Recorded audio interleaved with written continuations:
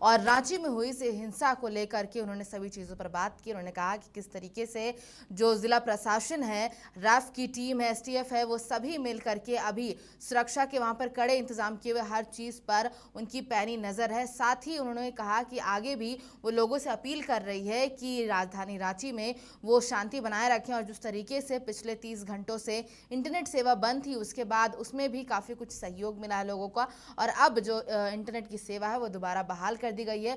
और बात करें उन लोगों की जो इस हिंसा के दौरान घायल हुए थे, तो जिस तरीके से यहाँ पर डीसी ने एसओपी की बात की कि जो अंतिम प्रोसेस होता है वो आखिरी पड़ाव में जो होता है, जब हमारे पास कुछ भी ऑप्शन नहीं होता है तब हम फायरिंग करते हैं। तब उन्होंने कहा कि उन्होंने सारे हथकंडे अपना लिए थे, लाठी चार्ज वगैरह जो कंट्रोल करने की चीज़ें होती है वो वहाँ पर उन्होंने कर ली थी, लेकिन उसके बाद आखिर में उनके पास यही बचा था कि वो फायरिंग करे, जिसके बाद जो चीज़ें हैं वो कंट्रोल में आ पाए।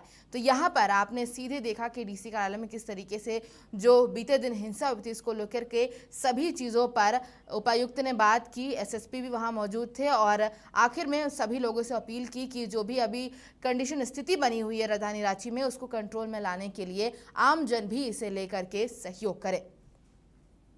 तो चलिए अब इसी खबर पर ज्यादा जानकारी के लिए लाइव जुड़ रहे न्यूज रूम से हमारे सहयोगी पंकज प्रसून।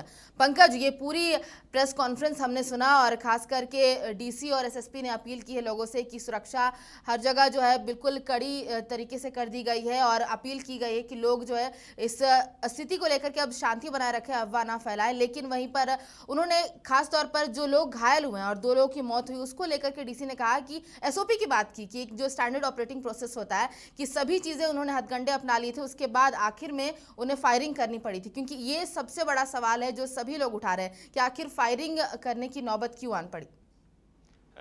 देखिए प्रभा, प्रशासन की पहली प्राथमिकता है कि शहर में शांति व्यवस्था बने जी। इसलिए उन्होंने फेज बाय फेज जो वो धीरे धीरे डीएक्सलेट कर रहे हैं, जो टेंशन था उसको लेकर पहली जानकारी दी।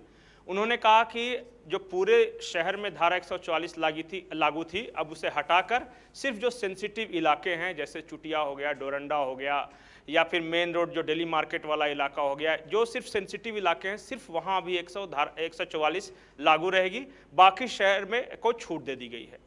दूसरी प्राथमिकता उन्होंने गिनाई है कि हमने 35 कंपनी जो पारामिलिट्री फोर्सेज है, चाहे वो रैपिड एक्शन फोर्स हो या फिर अर्धसैनिक बलों के जवान हो, इन सबको उतारा। 3500 जवान अभी रांची की सड़कों पर तैनात हैं।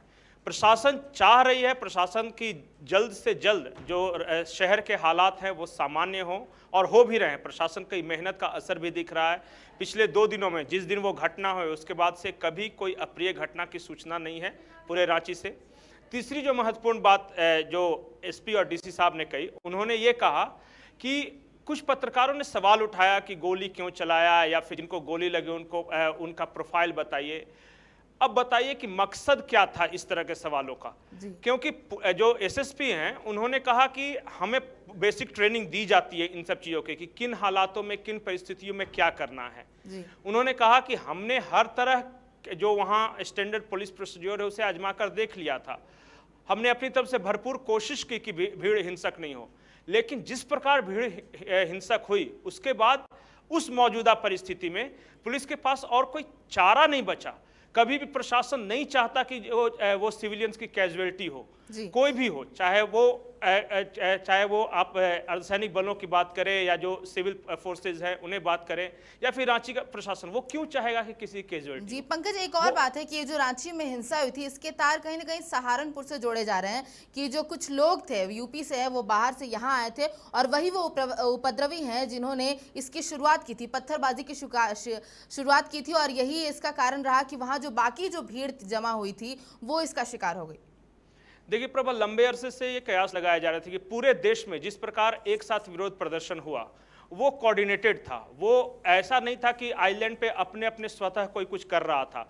वो कहीं ना कहीं से मैसेज आया था और हर जगह, चाहे वो सहारनपुर हो, प्रयागराज हो या फिर अपनी रांची हो या फिर दूसरे शहर में, जिस तरह हम लोहरदगा में देखा, पटना में देखा, आरा में देखा, वो कहीं ना कहीं से एक मैसेज था जो कि ट्रांसपास हुआ। दूसरी बात कि जब प्रोटेस्ट हो रहा था जिस बयान को लेकर, जो आम तौर पे जो ये स्थानीय लोग थे, हमने प्रोटेस्ट के वक्त भी बात की थी उनसे, उनको अंदाजा भी नहीं था कि ये प्रोटेस्ट हिंसक होने वाला है।